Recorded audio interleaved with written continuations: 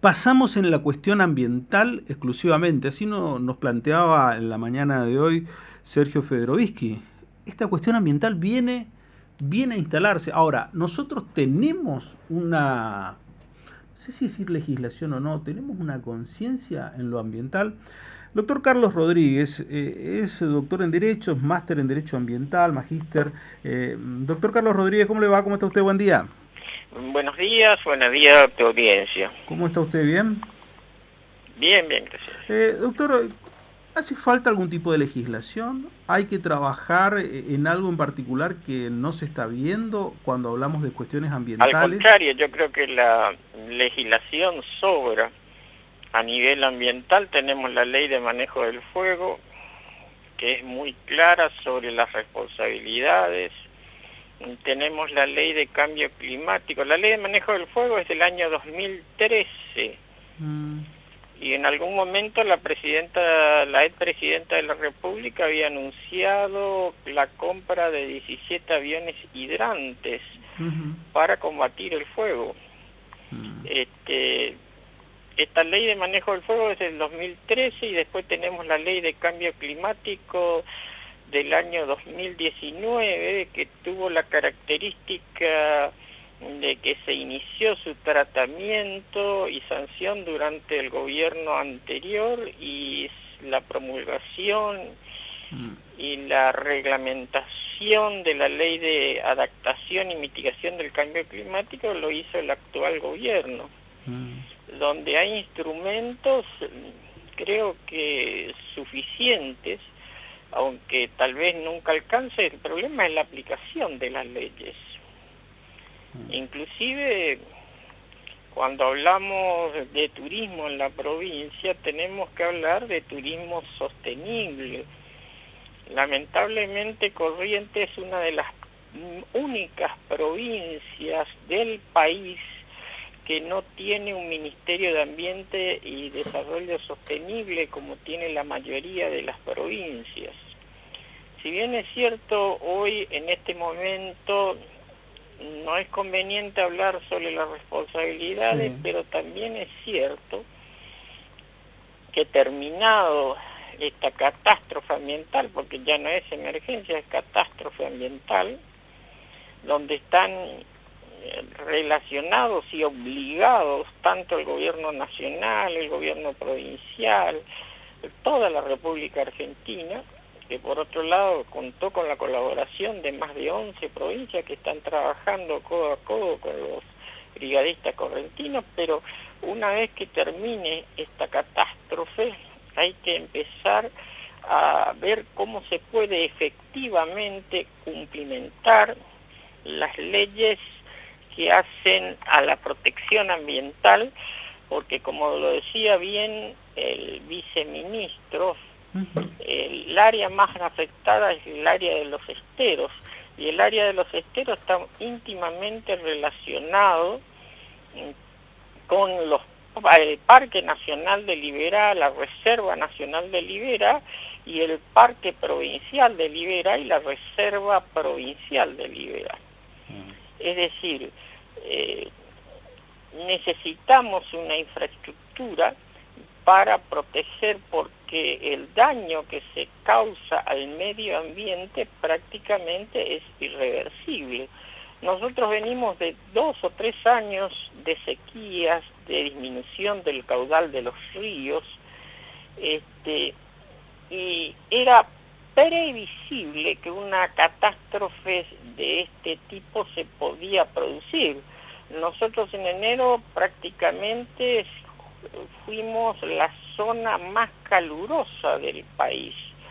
Si a eso del país y del mundo, porque tuvimos temperaturas realmente excepcionales por su nivel, y por el otro lado una sequía impresionante, la falta de lluvias, es decir, la tormenta perfecta que en definitiva, dado la característica productiva de la provincia, terminó en este desastre ambiental, ¿no? sí, Este pero doctor, desastre, esta catástrofe sí. que evidentemente va a llevar unos cuantos años de reparación Mm, y que yo destaco la actividad de los medios de difusión para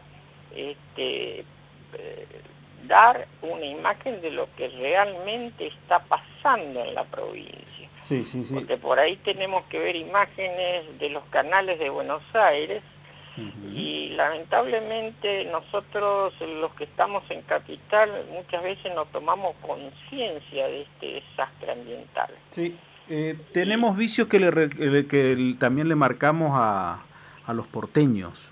Muchas veces digo que si no nos pasa en nuestra vereda, en nuestra esquina, tenemos que mirarlo por un canal de televisión y no creemos hasta que no nos llega cerca. Pero le quería preguntar, si todo era tan previsible y las normas están al día, ¿tenemos una estructura del siglo pasado entonces todavía?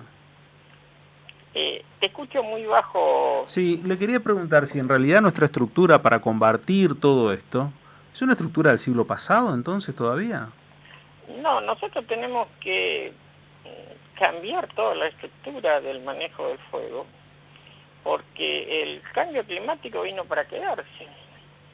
Y esta catástrofe que todavía no terminó, y está bastante lejos de terminar, porque no solamente están los animales sobre cubierta, digamos así, sino también una destrucción extraordinaria de los peces, tanto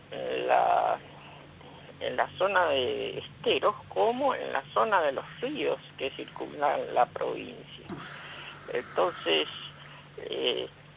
si esto vino para quedarse, hay que hacer una gran acción de preparación, de prepararnos con los medios técnicos adecuados. No puede ser que estemos utilizando camiones de bomberos de la década del 60. Necesitamos aviones hidrantes que estén a disposición. No puede ser que se estén echando la culpa entre la nación y la provincia. No puede ser que el ministro de Ambiente de la nación venga a Corrientes y no se entreviste con ninguna autoridad provincial, cuando la coordinación es esencial. Entonces hay responsabilidades muy compartidas y fundamentalmente la falta de aplicación de la ley. Yo te voy a dar un ejemplo nada más. A ver. La ley de manejo del fuego establece un fondo que es manejado por el IBICE y que tenía en fideicomiso, porque se cobra el 3 por 1000 de todas las pólizas de seguros emitidas en el país, de 2.640 millones de pesos. 2.640 millones de pesos es una suma extraordinariamente grande, y por el otro lado las partidas asignadas por el presupuesto nacional a la ley de manejo del del fuego, han disminuido año a año. Sí, ¿y qué pasó con esa plata, con esos 2.000 a partir de cobrarse? Están en un fideicomiso. El problema es que la ejecución presupuestaria del año 2021, de lo que corresponde, porque aparte de ese fideicomiso, están las partidas del presupuesto nacional. ¿Saben cuánto se ejecutaron? El 25% de las partidas referidas al manejo del fuego. Entonces, si bien es cierto, nominalmente aumentaron, sí, en la ejecución se ejecutó nada más el 25%. Entonces, cuando se inicia este hecho, nosotros tenemos la circunstancia de que tuvimos que alquilar aviones hidrantes, entre comillas, porque en realidad por ahí son aviones fumigadores que se convierten en hidrantes. Sí. Y tuvimos que pedir la ayuda, gracias a Dios, generosa de todo el país, para tratar de apagar este fuego, que es una catástrofe ambiental inconmensurable y que está reflejado en todos los medios del mundo, porque prácticamente todos los medios del mundo lo han reflejado. Pareciera ser que nosotros los correntinos, salvo algunos casos puntuales, el caso tuyo, el caso de Liliana Romero y otros más que se interesan sobre el tema, es muy poco lo que sale, por ejemplo, en los medios gráficos. Ujú. Lamentablemente, alguna gente todavía está preocupada por el carnaval y no preocupada por esto que es una verdadera catástrofe. Ujú. Entonces, ahora la prioridad uno, y sin banderías políticas y sin la grieta, es apagar el fuego, esperando que Dios nos permita de alguna forma que llueva lo Claro. suficiente para que se pueda apagar el fuego. Pero una vez apagado el fuego, hay que de fondo, empezar a hacer acciones para que esto no se vuelva a repetir, y si se vuelve a repetir, porque el calentamiento global, te digo yo, está para quedarse, no tenga la magnitud que tuvo esta catástrofe. Entonces hay que empezar a replantearse todo. Hay que replantearse los sistemas de producción, por ejemplo. No nos olvidemos que un árbol de pino eucalipto consume 20 litros de agua por día. Ajá. Y que una hectárea puede albergar hasta 1000 árboles, de manera tal de que estamos hablando de 20.000 litros de agua por cada hectárea. No cuesta mucho sacar la cuenta de que con cerca de 600.000 hectáreas que tenemos plantado, Sí. La cantidad de agua se podría acercar por lo menos a 10.000 millones de litros de agua por día. A ver, doctor, yo lo entiendo y usted sabe que yo le reconozco muchísimas cosas a usted, que obviamente las tiene bien merecidas, no es porque tenga otra motivación, pero ¿cómo vamos a meter en la cabeza del correntino que ese es un problema cuando siempre tuvimos exceso de agua? Inundaciones, todos los esteros, todo era en exceso el agua. ¿Usted cree que es fácil el cambio cultural y mental, especialmente decirle... Por supuesto que vamos a tener que meternos en la cabeza, pero acá no existe educación ambiental, o muy poca educación ambiental. Ni siquiera las universidades, las facultades de la universidad dan educación ambiental, y fundamentalmente, de acuerdo al convenio de Escazú, es obligatoria la preparación de todos los funcionarios públicos, pertenecientes a los 3 poderes del Estado, es decir, al Poder Ejecutivo, el Poder Legislativo y el Poder Judicial, en prepararse en derecho ambiental, en formarse en derecho ambiental. Entonces, no es una cuestión que nosotros sabíamos de los esteros, se hacía mucha publicidad de los esteros, pero ¿y el cambio climático qué se dijo? Pero doctor, usted me está pidiendo el Poder Judicial. Yo no he visto mucha acción del Poder Judicial en todo esto. Esta semana vi que decían, ahora vamos a investigar cómo se ordena que se investigue cómo se comenzaron las quemas, pero ya se quemaron más de 500.000 hectáreas en todo este recorrido. Yo no veo mucha actividad del Poder Judicial en eso. Y acá lo que vuelvo a repetir, acá hay que hacer una acción de educación y concientización, porque se habla de los beneficios del turismo, pero habría que ver lo sostenible que tiene que ser el turismo. Yo te voy a dar un simple ejemplo, un sencillo ejemplo. La zona turística tiene plantas de tratamiento de residuos cloacales, porque Liberá es prácticamente una zona cerrada. Sí. Y todo lo que los turistas vienen, toda esa agua contaminada, las aguas servidas, va a Liberá, claro, ya sea en forma directa o ya sea a través de las aguas subterráneas. De manera tal de que cuando hablamos de turismo tenemos que hablar de turismo sostenible, Tenemos un ministerio de turismo, pero no tenemos un ministerio de ambiente en Corrientes. Y a no ver, tenemos un ministerio de ambiente. le pregunto con su enorme conocimiento del derecho, ¿ese no es un rol que debería cumplir o comenzar a cumplir el Instituto Correntino del Agua y el Ambiente? ¿Eh? ¿Ese no es un Sí, rol? pero es decir, que el ambiente esté manejado como una oficina en el ICA no es suficiente. Hay que darle la jerarquía que tiene el ambiente y que le dieron todas las provincias que tienen Ministerio de Ambiente y la nación que tiene un Ministerio de Ambiente y Desarrollo Sostenible. De manera tal de que si no cambiamos la mentalidad, si no aplicamos las leyes, fíjese el caso de la ley Yolanda, que exige que todos los funcionarios públicos se formen en educación ambiental. ¿Sabe qué pasa? Hasta ahora aparentemente no se ratificó la ley.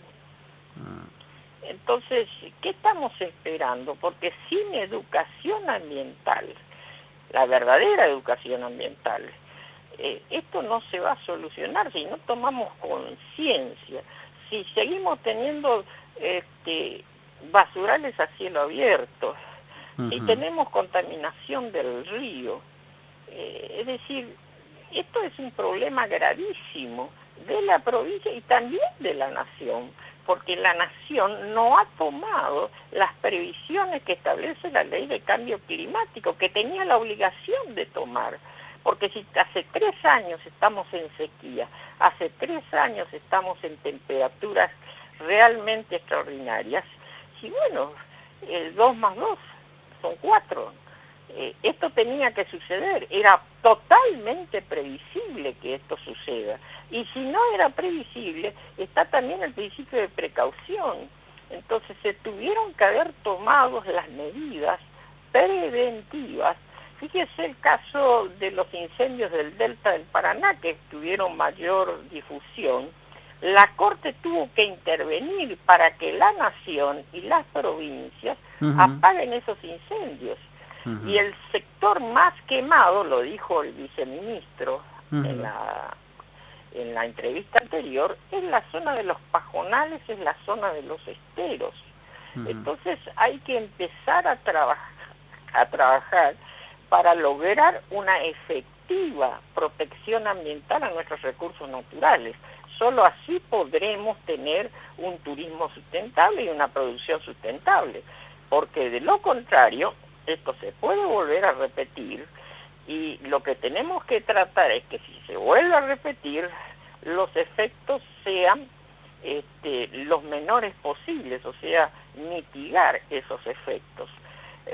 No es mi intención criticar, sino construir una provincia como la nuestra, con grandes recursos naturales, que es la primera en forestación en el país, que es la principal productora de arroz en el país, necesita tener una política ambiental, y una política ambiental se hace llamando a todos los sectores y logrando de alguna forma crear los medios como para prevenir estas catástrofes.